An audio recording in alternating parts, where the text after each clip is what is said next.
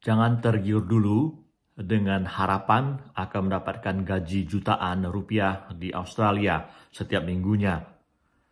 Yang paling penting Anda perhatikan kalau Anda mendapatkan tawaran untuk bekerja di Australia adalah apakah visanya benar, apakah ada. Dan tawaran-tawaran itu harus Anda perhatikan supaya Anda jangan tertipu.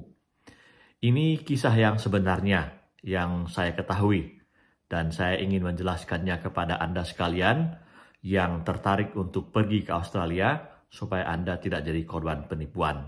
Jadi begini, seseorang bertanya kepada saya beberapa waktu yang lalu, dia mengatakan bahwa dia dapat tawaran untuk bekerja di Australia pada bulan Juni, kemungkinan bekerja di perkebunan atau bekerja di housekeeping. Housekeeping artinya adalah biasanya bekerja di hotel atau restoran sebagai tukang bersih-bersih dan seperti itu.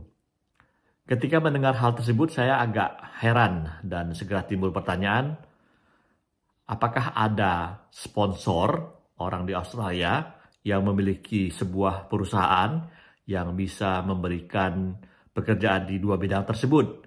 Karena dua bidang tersebut sangat berbeda. Housekeeping kebanyakan berada di kota besar, sementara perkebunan tentu saja berada di kota-kota kecil. Ketika saya bertanya mengenai visa apa yang ditawarkan oleh orang tersebut, maka yang bersangkutan mengatakan ataupun tidak bisa menjawab. Dia hanya mengatakan bahwa seseorang di tempatnya menawarkan untuk bisa ke Australia karena ada sponsor di Australia yang akan memberikan sponsor tersebut. Saya kemudian bertanya lebih lanjut, apakah kamu sudah membayar? Dan dia mengatakan sudah membayar 30 juta pertama dan kemudian akan membayar lagi 40 juta berikutnya di bagian kedua ketika nanti visanya keluar. Saya tidak mengatakan langsung bahwa dia adalah korban penipuan, namun saya menyarankan kepada dia untuk bertanya lebih lanjut kepada orang yang menawarkannya visa apa yang akan diberikan kepadanya untuk bisa ke Australia. Dan yang paling penting menurut saya adalah mengapa kemungkinan dia akan ditipu? Karena pekerjaan seperti housekeeping ataupun perkebunan itu tidaklah mendapatkan sponsor ke Australia. Ada memang beberapa jenis pekerjaan di bidang perkebunan, namun itu sebenarnya sangat spesifik. Artinya adalah pekerjaan-pekerjaan yang membutuhkan keterampilan yang cukup tinggi, tidak sekedar sebagai pemetik buah misalnya. Jadi di Australia, untuk sebuah perusahaan ataupun seseorang memberikan sponsor, maka pekerjaan itu harusnya tidak memiliki orang yang bisa bekerja di Australia terlebih dahulu. Jadi mereka harus terlebih dahulu mencari orang untuk bekerja di Australia yang sudah ada di sini.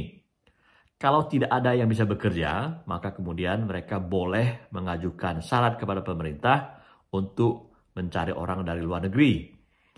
Namun, kenyataannya bahwa pekerjaan seperti pemetik buah ataupun pembersih hotel ataupun pekerja di restoran itu sebenarnya semua orang bisa melakukannya, termasuk mereka yang sudah tinggal di Australia. Jadi, kemungkinan sponsor itu adalah sulit dilakukan. Yang saya maksudkan adalah bahwa sebenarnya tidak ada orang yang bisa melakukan sponsor, namun hanya menawarkan janji-janji saja. Saya berikan contoh seperti ini.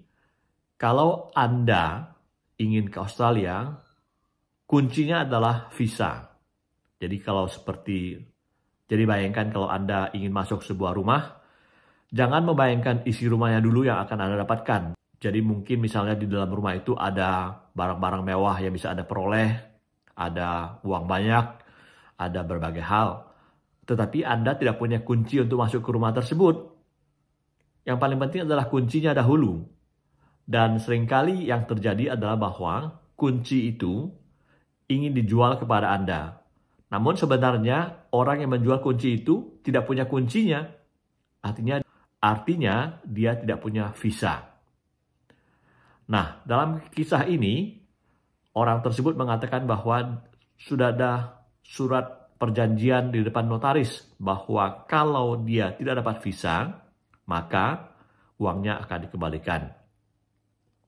Saya bisa mengerti Ini usaha dari penipu itu barangkali untuk meyakinkan korbannya bahwa kalau tidak jadi berangkat ke Australia, maka uangnya akan dikembalikan. Namun, di mana letak penipuannya? Kemungkinan besar adalah bahwa nantinya, karena tidak dapat visa, memang uangnya akan dikembalikan. Namun kalau Anda sudah membayar lebih dari 70 juta, penipu ini kemungkinan akan mengembalikannya barangkali misalnya 50 juta. Dengan alasan bahwa 20 jutanya sudah digunakan untuk mengurus berbagai hal dan tidak dapat visa. Jadi Anda sendiri sudah rugi 20 juta. Bayangkan kalau penipu ini menipu beberapa orang. Jadi dari setiap orang dia mendapatkan keuntungan 10 juta atau 20 juta per orang. Disitulah bentuk penipuannya. Jadi uang yang sudah Anda bayarkan itu kemudian tidak dikembalikan sepenuhnya. Kedua, kalaupun Anda dapat visa, ini saya meragukannya, yang Anda dapatkan itu bukan visa kerja, tetapi kemungkinan misalnya visa turis. Jadi sampai di Australia, Anda sebenarnya tidak bisa bekerja secara legal. Atau kalaupun mereka punya kenalan di Australia, Anda akan diperkenalkan kepada jaringan-jaringan penipu lainnya, di mana kemudian Anda akan ditempatkan di daerah perkebunan, namun visanya visa ilegal. Jadi di situ Anda sebenarnya tidak memiliki perlindungan.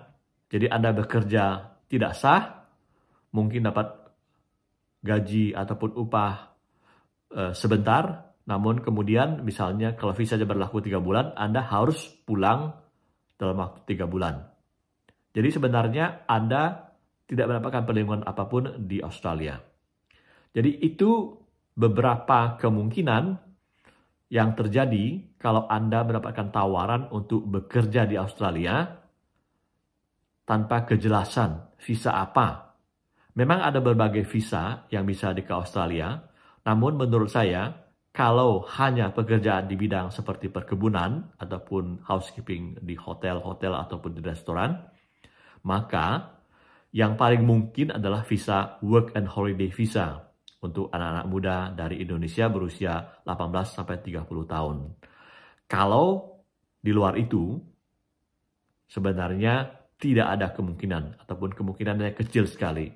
Jadi orang yang menawarkan kepada Anda itu sebenarnya ingin menipu.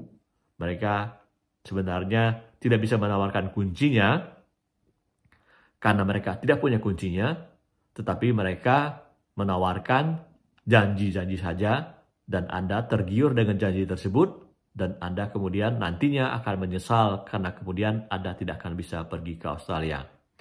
Itu saja bahasan saya, Sastra Wijaya, kali ini dari Melbourne. Saya dalam beberapa bulan terakhir ini banyak membuat berita-berita ataupun informasi mengenai keadaan ekonomi, migrasi, lapangan pekerjaan, ataupun visa di Australia. Dan saya ingin memberikan informasi seperti ini agar kalau Anda tertarik ke sini, cobalah cari informasi sebanyak mungkin dari berbagai internet, Google, YouTube, dan segalanya, termasuk di channel ini, supaya Anda mendapatkan informasi yang lebih bagus. Dan kalau bisa, Anda urus saja sendiri. Sehingga kalaupun tidak dapat, yang rugi adalah diri sendiri, tetapi Anda tidak ditipu oleh orang lain. Itu saja, sampai jumpa lagi.